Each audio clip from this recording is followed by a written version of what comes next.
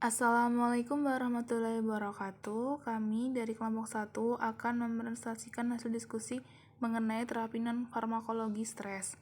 Dan ini nama-nama kelompok 1. Langsung saja, introduction atau pendahuluan. Karyawan memiliki beban kerja yang ideal sesuai dengan kemampuannya. Karyawan dengan beban kerja tinggi dapat mengakibatkan terjadinya stres kerja. Stres kerja merupakan sebuah pengalaman internal yang dapat menimbulkan adanya ketidakseimbangan baik fisik ataupun psikis. Stres kerja mempunyai dampak positif dan juga negatif. Dampak positif pada tingkat rendah sampai moderat bersifat fungsional sehingga dapat sebagai pendorong meningkatkan kinerja karyawan. Dampak negatif dapat terjadi penurunan pada kinerja karyawan yang drastis. Berdasarkan data World Health Organization atau WHO, sekitar 450 juta orang di dunia mengalami stres. Data Riset Kesehatan Dasar atau Riskesdas pada tahun 2013 menyebutkan bahwa sekitar 1,33 juta penduduk DKI Jakarta mengalami stres, di mana angka tersebut mencapai 14% dari total penduduk, dengan tingkat stres akut mencapai 1-3% dan stres berat mencapai 7-10%. Di Jawa Tengah tercatat 704.000 orang mengalami gangguan kejiwaan, dan dari jumlah tersebut sekitar 96.000 orang mengalami kegilaan dan 608.000 orang mengalami stres. Stres kerja yang tidak segera ditangani dapat berdampak pada kesehatan.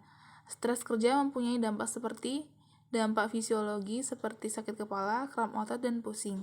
Dampak psikologi seperti keletihan, mudah emosi, rasa jengkel, dan jenuh. Dampak perilaku seperti penurunan kinerja, penurunan dalam mengingat informasi, dan ketidakmampuan mengambil keputusan.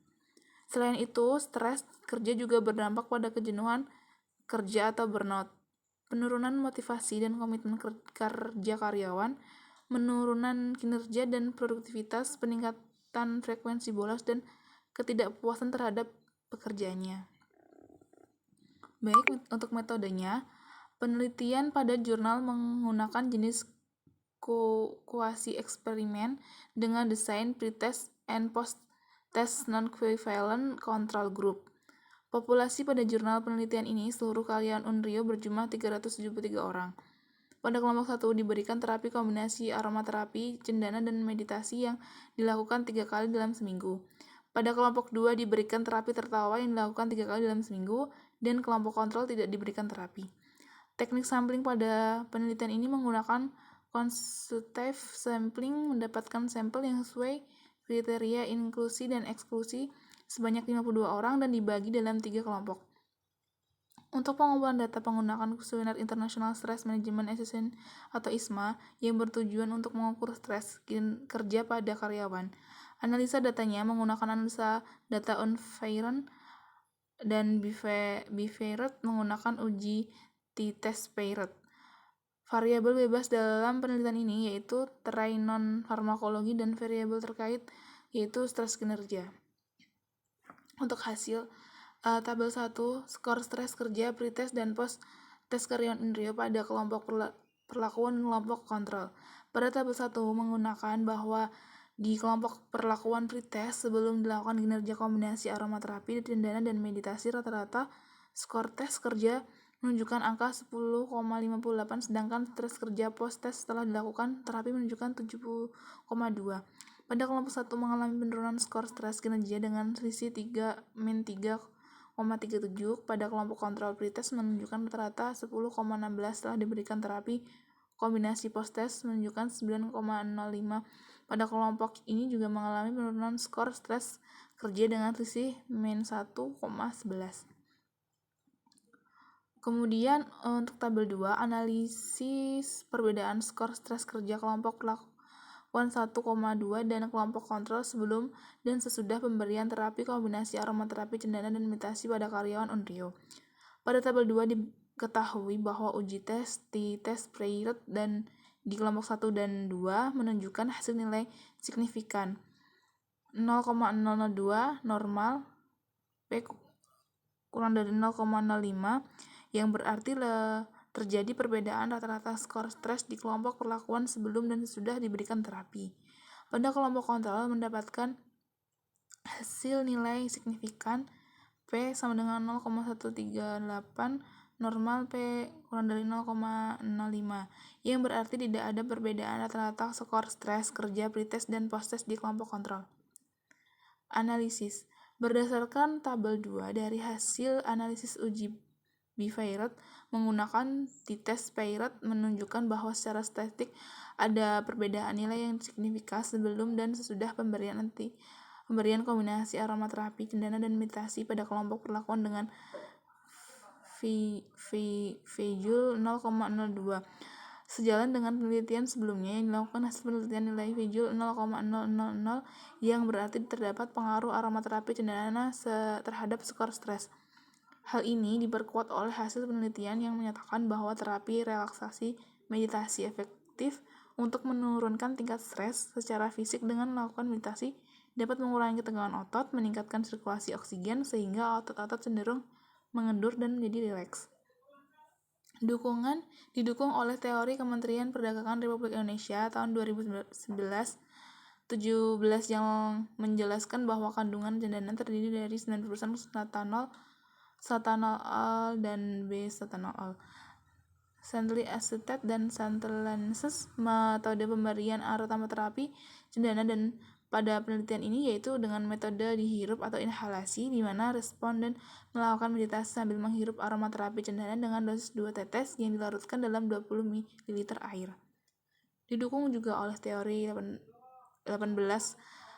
metode inhalasi melalui penciuman merupakan cara yang sangat tepat dan efektif dibandingkan dengan cara lain dalam pemberian aromaterapi untuk mengatasi masalah emosional seperti stres, karena rongga hidung mempunyai hubungan langsung dengan sistem susunan saraf pusat yang bertanggung jawab terhadap kerja minyak esensial.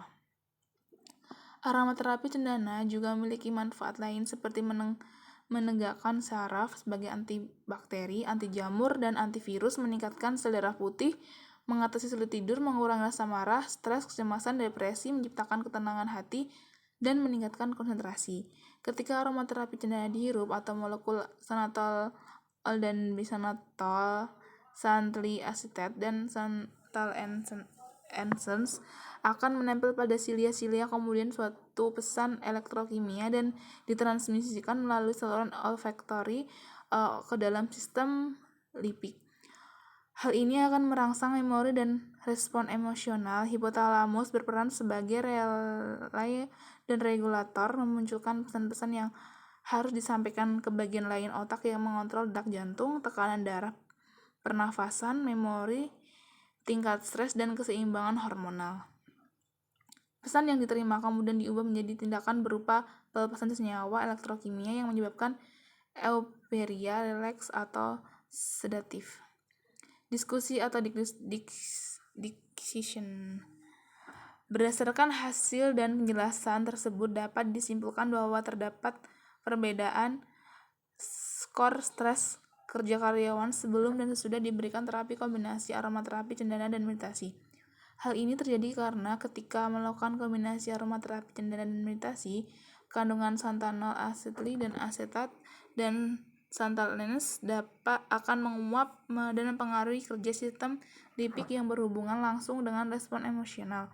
Selain itu, dengan meditasi juga dapat menurunkan kerja kelenjar adrenal dan pengurangan hormon kortisol, meningkatkan asupan oksigen, dan memperlancar sirkulasi oksigen dalam tubuh sehingga otot-otot cenderung mengendur dan menjadi rileks.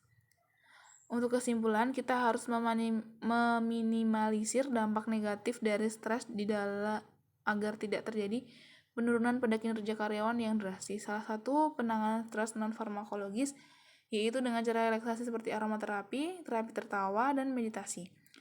Lalu, jika stres kerja yang tidak segera ditangani dapat berdampak pada kesehatan. Stres kerja mempunyai dampak seperti dampak fisiologis seperti sakit kepala, kram otot, dan pusing. Dampak psikologi yaitu seperti keletihan, emosi, rasa jengkel, dan jenuh.